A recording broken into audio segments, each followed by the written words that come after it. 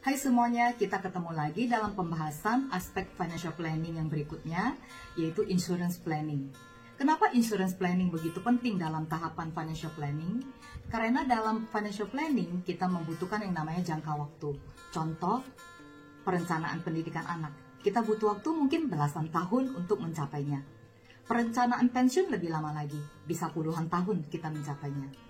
Sementara kita tahu bahwa dalam hidup kita selalu ada resiko dalam kehidupan. Resiko sakit, resiko kecelakaan, resiko meninggal. Itu semua bisa datang kapan aja dan kepada siapa aja. Bagaimana kalau resiko itu datang sementara kita belum menuntaskan kewajiban kita dalam financial planning? Nah, insurance planning bisa membantu kita menuntaskan semua kewajiban kita secara instan. Bahkan insurance planning merupakan glue ataupun lem yang merekatkan semua aspek financial planning agar tidak buyar tengah jalan. Asuransi apa saja yang kita butuhkan? Nomor 1, asuransi jiwa. Asuransi jiwa dibutuhkan oleh seseorang apabila dia memiliki dependent. Dependent adalah orang yang menggantungkan hidupnya kepada kita secara financial. Contoh, anak, orang tua, ataupun kakak atau adik yang menggantungkan secara financial kepada kita. Berapa sih uang pertanggungan yang ideal buat seseorang? Uang pertanggungan dapat dihitung sebagai berikut. Biaya hidup dependen kita, yaitu anak-anak ataupun orang tua ataupun kakak adik, dibagi dengan suku bunga. Misalnya biaya hidup 5 juta per bulan, kita setahunkan adalah 60 juta. Kita bagi dengan suku bunga 6%, maka didapatkan angka 1 miliar.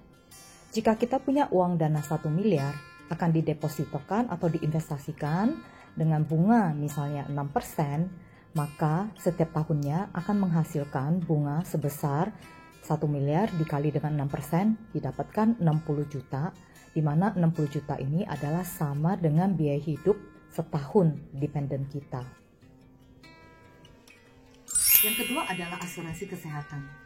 Asuransi kesehatan dibutuhkan oleh setiap orang, baik itu masih bayi, anak kecil, remaja, dewasa, maupun sudah tua. Karena sakit itu bisa datang kepada siapa aja.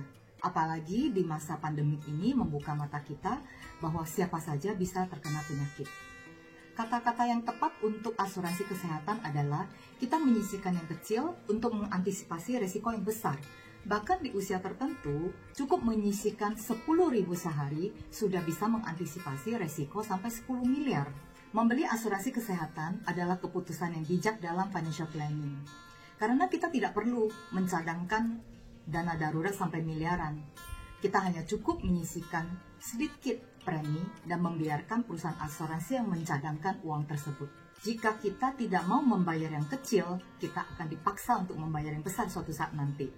Karena menurut survei WHO, dari 10 orang yang meninggal, 9 karena sakit. Oleh sebab itu, kemungkinan besar biaya pengobatan akan terjadi dalam hidup kita. Apabila kita memutuskan untuk tidak membeli asuransi, artinya kita telah memutuskan kita akan menjadi perusahaan asuransi atas diri kita sendiri. Yang ketiga adalah asuransi sakit kritis. Asuransi ini menyiapkan dana tunai kepada kita apabila terdiagnosa sakit kritis sehingga tidak bisa bekerja lagi. Sementara biaya hidup tetap harus jalan, sekolah anak tetap harus jalan, dan bahkan kebutuhan kita akan meningkat karena ada perawatan di rumah. Contoh, kalau stroke ada perawatan jangka panjang yang cukup banyak biayanya, yang dimana kita sudah tidak bisa klaim ke asuransi kesehatan karena ini merupakan long term care di rumah. Dengan adanya asuransi sakit kritis, kita dipersiapkan sejumlah dana tunai yang bisa digunakan untuk keperluan tersebut.